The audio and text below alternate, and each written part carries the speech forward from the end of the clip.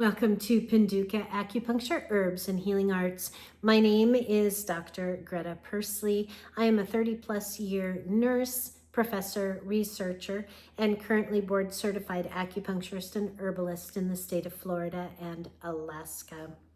I'd like to talk to you today about homeopathy. I've brought with me my little first aid kit of homeopathy. One of the things I love to do in my 30 plus years, kind of my life's work, was to bring healing modalities back home with me from all my travels across the globe and to do a deep dive into the research surrounding the different and various healing modalities and try to translate that research into usable terms to explain what that healing modality actually does. Now, I don't prescribe or diagnose healing modalities for my clients or for my friends. That is up to each person to figure out individually. But I do believe it makes it easier when you actually know what the healing modality is about. And in today's world, in the United States, let's face it, we are inundated with possible healing and cures, and sometimes we just operate on faith and don't really look at the research behind the different modalities. So I'm here to kind of do that deep dive for you if you don't understand statistics and research and how things are proven, or it's really difficult to prove and think about how hard it is to prove that you've prevented something from happening. So preventative health, wellness is really hard to prove. How can I prove I didn't get a cold because I took this? Can't really do it. So I'm going to do my best today to talk about homeopathy a little bit, where it comes from, why it could be useful, what the premise is behind it. You make up your own mind. So what I have here is a tube of aconitum.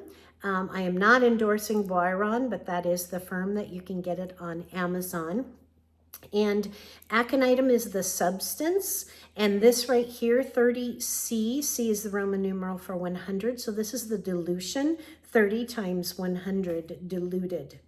So if you look up online, you will find out that homeopathy is a substance that's, water is exposed to a certain substance. That much is true.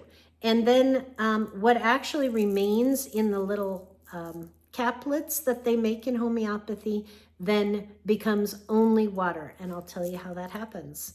So they expose this water to this substance, and then they break the water down. And the premise behind homeopathy is that the water then changes its structures, its molecular content, its bonding, breaks it down in a certain way. They call it success. They use succession on the water in the laboratory. They then take a dropper full out, re-dilute it in 100 or 1,000 or sometimes 1 million other drops of water. They success that water as well. Then they take another dropper full out, and so on and so forth until they get to the total diluted amount, which in this case is 30 times 100. And in every case, they do it just a little differently. In homeopathy, the premise is the more they dilute it, the stronger it becomes. Interesting, because in our terms, we would not think that to be the case.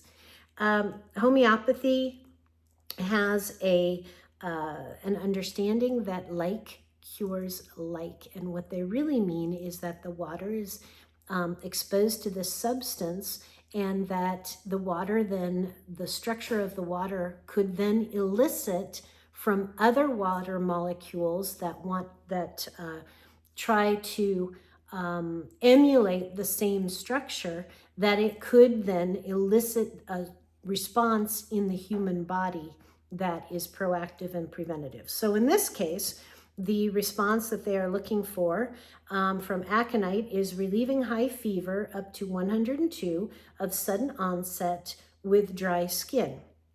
So they take that water that they have diluted, they put starch on it to make these nice little round capsules, and then they tell, on the label it says how much you're supposed to take. In this case, it's 2 to 3 every 3 hours, and you just simply put it under the tongue and let it dissolve. The premise behind homeopathy is that because it's water and because our cells consist of 60 to 70% water, that the water then will, in our cell structure, will then accommodate this new water and change its structure to heal the cell from within, thus creating a cascade and healing the body in that particular instance. And so that's the premise behind it. You do need to search for reputable homeopathy companies. The way to look for companies that specialize in healing modalities, FDA does not regulate that. That doesn't mean that everything that's not FDA regulated is poorly made. That just means that they're not in charge of nutraceuticals and supplements across the country. Instead, those laboratories have kind of gotten together and decided that GMP, good manufacturing practices, is a standard by which they will all adhere to.